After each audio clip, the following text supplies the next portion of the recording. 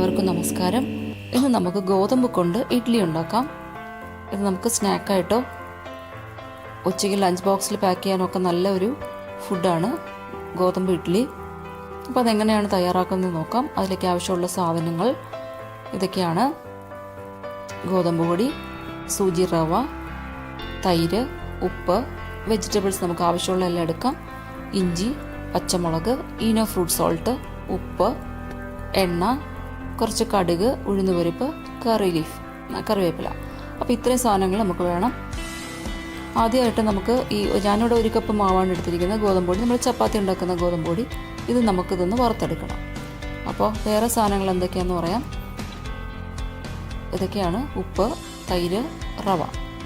പിന്നെ ഞാനിവിടെ ക്യാബേജും ക്യാരറ്റും ഒക്കെ നല്ലതായിട്ട് ഒന്ന് ചെറുതായിട്ട് അരിഞ്ഞു വെച്ചിട്ടുണ്ട്. നമുക്ക് വേറെ വെജിറ്റബിൾസ് ഒക്കെ ചേർക്കാം.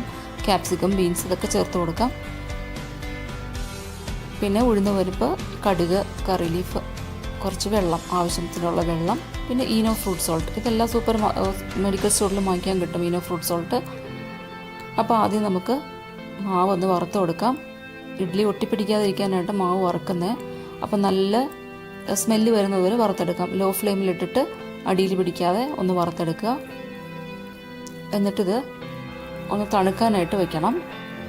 തണുത്ത് കഴിഞ്ഞതിന് ശേഷം നമുക്ക് ബാക്കി ആഡ് ചെയ്ത് കൊടുക്കാം. റവ ആഡ് ചെയ്യാം, നന്നായിട്ട് മിക്സ് ചെയ്ത് കൊടുക്കാം. അതിനുശേഷം നമുക്ക് ഇതിനകത്തേക്ക് തൈര് ആഡ് ചെയ്ത് കൊടുക്കാം. തൈര് കുറച്ച് പുളിയുള്ളതാണെങ്കിൽ കുറച്ചുകൂടി നല്ലതാണ്. ഇഡ്ഡലിക്ക് ഒരു അല്പം പുളി കിട്ടും. പിന്നെ ഉപ്പ് ആഡ് ചെയ്ത് കൊടുക്കാം. പിന്നെ വെള്ളം നമ്മൾ കുറച്ചായിട്ട് ചേർത്ത് കൊടുക്കുക. ആദ്യമേ ഒരുപാട് വെള്ളം ഒഴിക്കാതെ ആവശ്യത്തിനുള്ള വെള്ളം ചേർത്ത് ഇതൊന്ന് കുഴച്ചെടുക്കുക. അതായത് ഇഡ്ഡലി മാവിൻ്റെ ഒരു കൺസിസ്റ്റൻസിയിൽ ഇതൊന്ന് വെള്ളം ചേർത്ത് കൊടുക്കുക. അപ്പോൾ വെള്ളം കൂടാതെ നമ്മൾ നല്ലതായിട്ടൊന്ന് ശ്രദ്ധിക്കണം. വെള്ളം കൂടിപ്പോയ ഇഡ്ഡലി നമുക്ക് ഉദ്ദേശിക്കുന്നതൊന്നും ഇഡ്ഡലി ആയിട്ട് കിട്ടത്തില്ല. അപ്പോൾ അതൊന്ന് ശ്രദ്ധിക്കുക. വെള്ളം ചേർക്കുന്നത് വളരെ സൂക്ഷിക്കണം. ആവശ്യത്തിന് മാത്രം ചേർത്ത് കൊടുക്കുക വെള്ളം. അപ്പോൾ ഇത് നന്നായിട്ട് ഇപ്പോൾ ചേർത്ത് കൊടുത്തിട്ടുണ്ട് വെള്ളം. ഇനി നമുക്ക് ചോപ്പ് ചെയ്ത് വെച്ചിരിക്കുന്ന വെജിറ്റബിൾസൊക്കെ ചേർത്ത് കൊടുക്കാം. ക്യാബേജും ക്യാരറ്റും ഇഞ്ചിയും പച്ചമുളകും ഇത്രയാണ് ഞാൻ ഇടുന്നത്. അപ്പോൾ നമുക്ക് ഇനി വേണമെങ്കിൽ ക്യാപ്സിക്കം, ബീൻസ് അങ്ങനെ എന്തെങ്കിലുമൊക്കെ ചേർക്കാം. ഇഷ്ടമുള്ള വെജിറ്റബിൾസൊക്കെ ചേർക്കാം. ഇത് വളരെ ഹെൽത്തി ആയിട്ടുള്ള ഒരു റെസിപ്പിയാണ്. നമുക്കിത് ഉച്ചയ്ക്ക് കുട്ടികൾക്ക് കൊടുക്കാൻ നല്ല ബെസ്റ്റ് ഫുഡാണ്. ലഞ്ച് ബോക്സിലൊക്കെ പാക്ക് ചെയ്യാം. അപ്പോൾ ഇനി നമുക്ക് കുറച്ച് കടുകും ഉഴുന്നുപരിപ്പൊക്കെ വറുത്ത് അതിനകത്ത് ചേർത്ത് കൊടുക്കാം. കുറച്ച് ഡിഫറെൻ്റ് ആയിട്ടുള്ളൊരു ടേസ്റ്റ് കിട്ടും നമ്മളിത് ഒന്ന് കടുക് വറുത്തിട്ട് കൊടുത്താൽ. ഇങ്ങനെ ചെയ്യണമെന്ന് നിർബന്ധമൊന്നുമില്ല. അപ്പോൾ വേണമെങ്കിൽ ഓയിൽ ഫ്രീ ആയിട്ട് നമുക്കിത് ചെയ്യാം. ഈ ഓയിൽ ഇവിടെ ആഡ് ചെയ്യണമെന്ന് നിർബന്ധമൊന്നുമില്ല. വേണമെങ്കിൽ ഇത് അവോയ്ഡ് ചെയ്യാം. അപ്പോൾ ഇതിനകത്ത് കുറച്ച് ഉഴുന്നുപരിപ്പൊക്കെ ചേർത്തിട്ട് നമുക്കിതൊന്ന് മിക്സ് ചെയ്ത് കൊടുക്കാം. ഇനി ഇത് ഒരു 15 മിനിറ്റ് നേരത്തേക്ക് നമുക്കിതൊന്ന് അടച്ച് വെച്ചേക്കാം. ആ സമയം കൊണ്ട് നമുക്ക് ഇഡ്ഡലിയുടെ തട്ടിലൊക്കെ എണ്ണയൊക്കെ പുരട്ടി വയ്ക്കാം. അപ്പോഴേക്കും ഇഡ്ഡലിക്കുള്ള വെള്ളവും കൂടെ ഒന്ന് തിളപ്പിച്ചെടുക്കുക.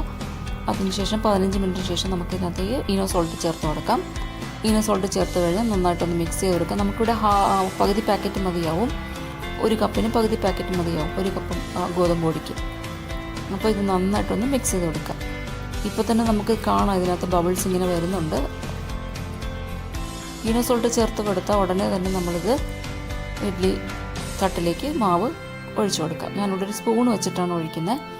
അപ്പോൾ നമുക്ക് അല്പമായിട്ട് ഇതിനകത്ത് ഒഴിച്ചു കൊടുക്കാം. ആദ്യമേ ഒരുപാട് മാവ് ഒഴിക്കേണ്ട. എത്രയാണോ നിറഞ്ഞു വരുന്നത് അതിനനുസരിച്ച് ഒഴിച്ചു കൊടുക്കാം. ഇത് നമ്മൾ സാധാരണ അരി കൊണ്ടുള്ള ഇഡ്ഡലി, ഉഴുന്ന് കൊണ്ടുള്ള ഇഡ്ഡലിയെക്കാളുമൊക്കെ ഒരു ഡിഫറെൻ്റ് ആയിട്ടുള്ള ഒരു ഇഡ്ഡലിയാണ്. കുട്ടികൾക്കൊക്കെ വളരെ ഇഷ്ടപ്പെടും. സോസിൻ്റെ കൂടെയൊക്കെ കൊടുക്കാൻ നല്ലതാണിത്. ഉച്ചയ്ക്ക് ലഞ്ച് ബോക്സിനും അല്ലെങ്കിൽ ഈവനിങ് സ്നാക്കായിട്ടൊക്കെ കൊടുക്കാം. ഡയബറ്റിക്സ് പേഷ്യൻസിനും വളരെ നല്ലതാണിത്.